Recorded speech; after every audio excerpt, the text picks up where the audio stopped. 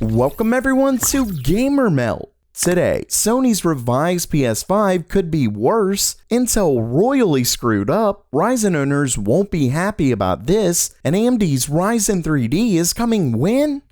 Okay, it's news time, and first up for today, it looks like Sony recently revised their PS5 with a few questionable engineering choices. The new console was originally reported by the Australian outlet Press Start, where they discovered that recent stock for the PS5 Digital Edition had a new model number. At the time, it seemed like good news because it was slightly lighter and the base stand could be adjusted without a screwdriver. Well, in a new video from Austin Evans, he received one of the new consoles, and Sony apparently took a huge chunk out of the heatsink.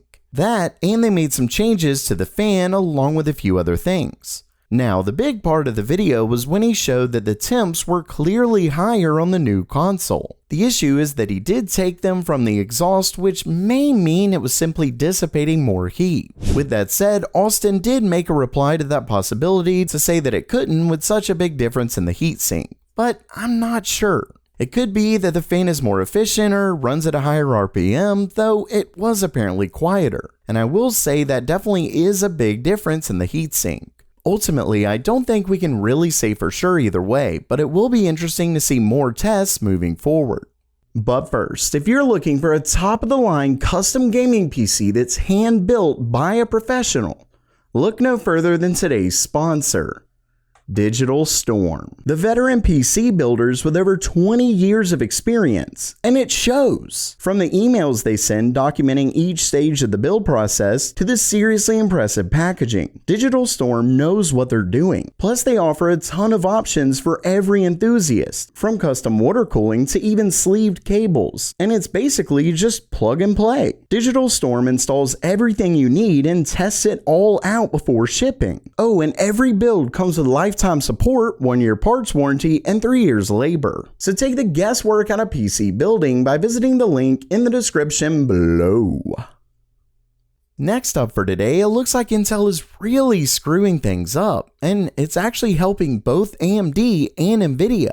Back in 2017, the US Department of Energy announced the Aurora supercomputer, which was said to be the first exascale computer for the US. The system was going to be built by Intel and HP with a delivery date of 2021. Well, according to a news story from Reuters, Intel still hasn't delivered Ponte Vecchio or the Sapphire Rapid chips. Intel even stated recently that they're committed to delivering the computer in 2022. Of course, that would make them a year late, which brings us to AMD and Nvidia. According to an announcement from Argonne and later AMD, the Department of Energy has chosen AMD's EPYC CPUs, along with Nvidia's A100 GPUs to create the Polaris supercomputer.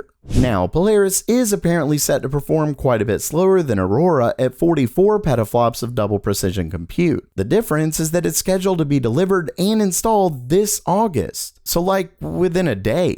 With that said, Polaris isn't replacing the Aurora supercomputer, but it's more of a stopgap, meaning this seems to be a direct result of Intel's incompetence. Let's just hope their new CEO can get them back to delivering products on time.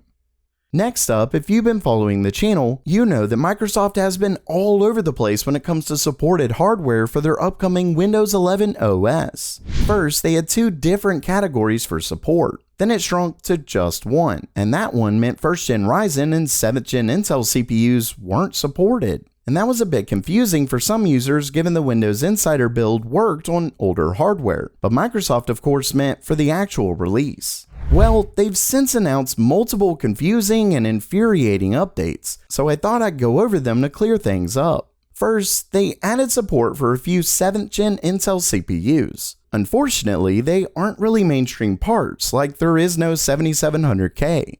They included support for a few HEDT chips, Xeon parts, and this CPU, which was almost certainly added because it's in the Surface Studio 2. Unfortunately, in the blog post from the Windows team, they stated, quote, "After carefully analyzing the 1st generation of AMD's Zen processors in partnership with AMD, together we concluded that there are no additions to the supported CPU list. Basically, 1st gen Ryzen will not be supported on Windows 11. Shortly after this, we got what seemed to be good news. In an article from The Verge, they claim that while unsupported CPUs can't install Windows 11 through Windows Update, you could manually install the ISO. Now, I said it seemed like good news because the next day, we got this article from The Verge. According to the story, if your CPU isn't officially supported by Windows 11, you can't get updates from Microsoft, possibly even important security updates. I mean, they flat told The Verge that, quote, unsupported PCs won't be entitled to receive Windows updates and that even security and driver updates may be withheld. As The Verge states, that would also mean you have to manually update all of your drivers.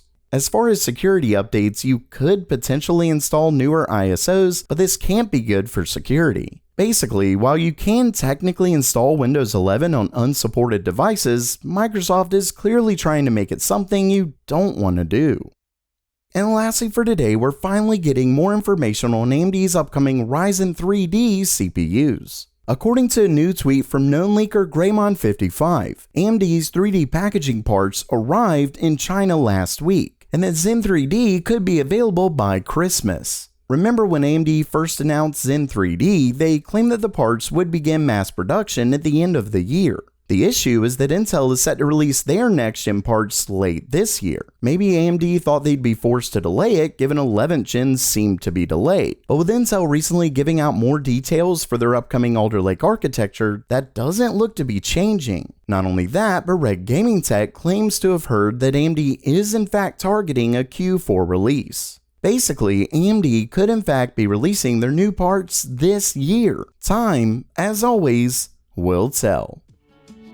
So while that does it for today, are you going to have to buy a new CPU just to get Windows 11? And if so, is that going to be Ryzen 3D? Let me know down in the comments below. And if you liked the video, please subscribe. And as always, have a great day.